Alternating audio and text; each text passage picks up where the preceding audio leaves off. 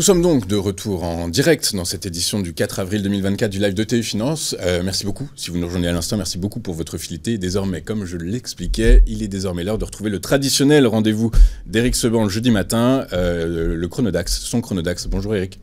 Bonjour. Merci d'être avec nous ce matin, Éric. Je vais reprendre très rapidement. Et donc, par la force des choses, on remarque que la volatilité implicite baisse légèrement à la marge. Du coup, par la force des choses, est-ce que c'est toujours intéressant? J'imagine que c'est toujours intéressant de se positionner à l'achat sur le DAX.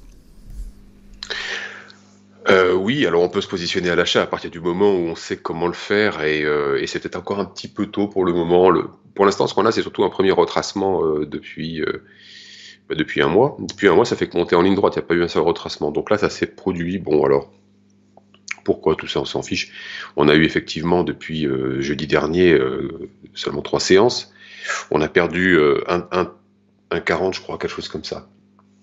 Un 30, un 40 lundi, puis on a repris la moitié presque là, hier. Il y a rien de changé sur le contexte. C'est-à-dire que la raison pour laquelle on a rebondi sur ce niveau-là, je la connais pas. Pour moi, le premier niveau de rebond, ça va être le premier niveau de support, de gros support dans la zone, c'est 18 190, 18 290. Donc, pour le moment, j'exclus pas un retour jusque-là. Dans les prochains jours, c'est tout à fait possible. Si on rebondit aujourd'hui, bon, on va certainement rebondir jusqu'en double top, comme j'ai indiqué dans le graphique. Pardon. Donc, si on veut acheter très vite en se disant le contexte n'a pas changé, ce qui est vrai, les investisseurs sont toujours protégés, c'est vrai, la volatilité implicite ne s'est pas effondrée, c'est vrai, il n'y a rien de nouveau depuis jeudi dernier, c'est vrai, donc on peut effectivement, si on a besoin d'entrer sur le marché, ce qui peut être le cas de certains investisseurs, saisir le premier retracement qu'on a eu depuis un mois, pour pouvoir intervenir, encore que, bien qu'on ait déjà commencé à rebondir, ça commence à faire un petit peu tard, il aurait fallu le faire plus rapidement, mais le problème c'est ça, c'est qu'il aurait fallu faire. Comment faire quand on ne sait pas réellement où se positionner, quand on n'a pas forcément le temps pour le faire, hein. Je parle ici des gérants d'actions, par exemple, s'ils ont besoin de vouloir arbitrer entre l'ETF où ils ont mis l'argent, parce qu'ils sont obligés de le mettre cet argent, ils sont obligés d'investir leur liquidité.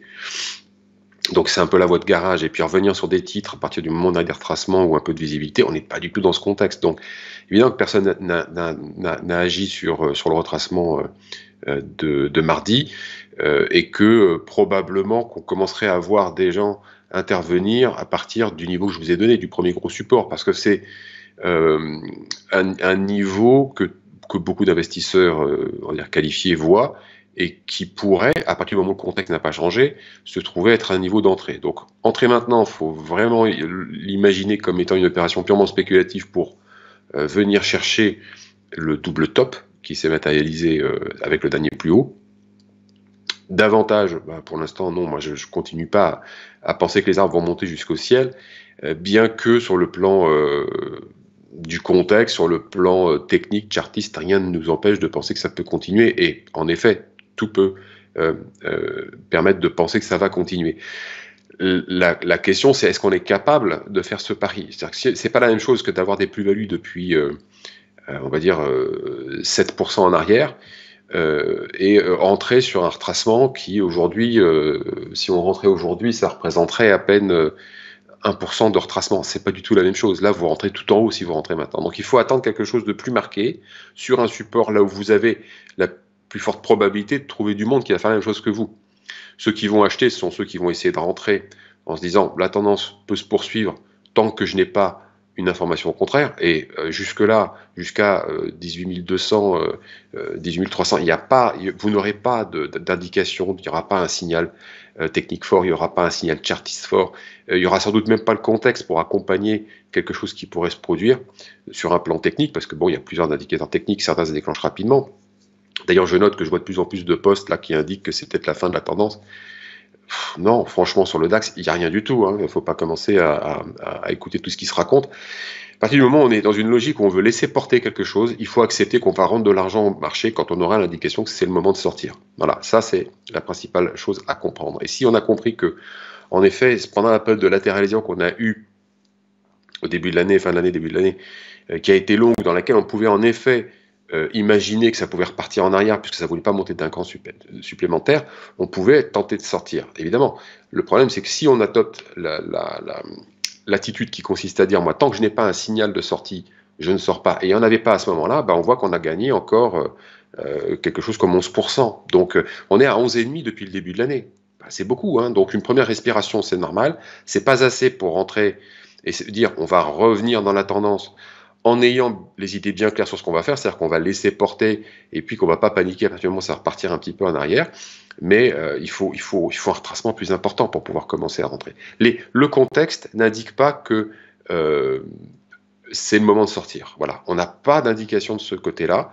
Donc, rester en position sur les actions, on sait comment on fait, hein, on protège son portefeuille, ça je pense que depuis le temps que je vous le répète, vous avez l'habitude et vous avez compris comment on fait. C'est le seul moyen de pouvoir tenir dans le long terme et de ne pas surréagir maladroitement à des petites baisses rapides, parce que des petites baisses rapides peut y en avoir à tout moment. C'est-à-dire comme c'est un marché qui est livré à la spéculation, à partir du moment où vous allez avoir quelque chose de nature à provoquer des mouvements, tout le monde va aller dans le même sens au même moment. Les algos, évidemment, vont commencer à enclencher. Mais ça reste que de la spéculation. Sur le long terme, il n'y a pas de vulnérabilité, en tout cas sur le DAX. Moi, je ne connais pas les autres marchés aussi bien que le DAX, donc je ne me prononce pas pour les autres. Mais sur le DAX, il n'y a rien pour le moment. Attendre pour un rebond, pas de signal de vente, pas de signal de retournement, rien du tout.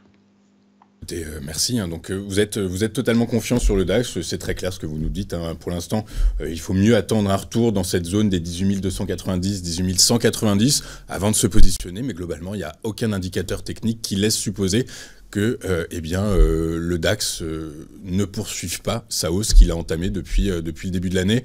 Oui, alors, je voudrais préciser juste une chose. Je ne suis pas confiant. C'est-à-dire que compte tenu de la nature de la hausse, au contraire, je suis plutôt très méfiant.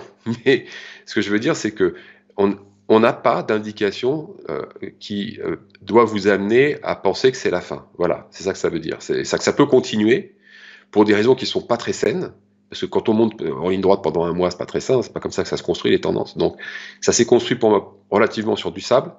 Ça peut bouger dans le vide assez rapidement parce que la spéculation peut provoquer des mouvements et parce qu'elle est obligée de le faire. La spéculation a des contraintes d'agir pour des histoires d'effets de levier, de positions très court-termistes et compagnie. Donc, ça peut provoquer des choses. Donc, je dirais pas que je suis confiant, je dirais que j'ai pas de signal de vente, j'ai pas d'indication de retournement et que tous ceux qui se demandent si c'est le moment de sortir, je leur dis, non, pour le moment, faut pas commencer à écouter tout ce qui se raconte. Il y a rien ni sur le plan de chartiste ni sur le plan technique qui peut vous amener à penser qu'on devrait sortir. Maintenant, quant à rentrer sur le marché, c'est autre chose. Il faut attendre un retracement plus marqué, au moins jusqu'à 18 200, 18 300. Ouais, c'est ça, un retracement plus marqué. Donc vous n'êtes pas confiant, mais vous n'avez pas peur non plus. Du coup, par la force des choses, c'est mitigé. Voilà, un sentiment mitigé. Attentiste, pragmatique, observateur. Ok, la prise de hauteur, c'est très important, et du sang-froid, c'est exactement ce qui est nécessaire sur les marchés financiers. Merci beaucoup, Eric, d'avoir été avec nous ce matin. Eric Sevent, vous êtes trader, formateur et coach, avec nous tous les jeudis matins pour décortiquer les mouvements sur l'indice Faraman, sur le DAX, et nous expliquer quels sont les éventuels points d'entrée qu'il faut avoir en tête pour profiter de cette hausse qui ne semble pas prête de s'essouffler pour le moment, en tout cas. Parfait, merci. Oui, il n'y a pas de signaux. Donc pour l'instant, ça peut aucun indicateur, ni fondamental, ni technique, ni chartiste, effectivement, pour l'instant. Ça peut grimper toujours en ligne droite. Merci beaucoup, Eric, d'avoir été avec nous ce matin et de rappeler qu'effectivement, les cassandres des marchés financiers ne sont pas écoutés, puisque beaucoup prédisaient, de toute façon, que la hausse, que n'avaient pas anticipé la hausse du début d'année. Certains disaient que les marchés allaient plonger dès la rentrée du 1er janvier. Du coup, à force des choses, il y a aussi beaucoup de marketing sur les marchés financiers. Et ça, il faut en avoir conscience. Merci beaucoup, Eric, d'avoir été avec nous ce matin. Je vous souhaite une excellente journée. Je vous donne rendez-vous la semaine prochaine. Nous, de notre côté, on marque une rapide courte page de publicité. Et on se retrouve dans un instant avec Richard Mourin, alias Ricardo Invest, qui va nous glisser à l'oreille quelles pourraient être les valeurs qu'il faut avoir ou non en son portefeuille. Et écoutez, pour dévoiler un peu de cette prochaine rubrique, ce sont les valeurs du luxe dont il va nous parler. À tout de suite sur Téléfinance.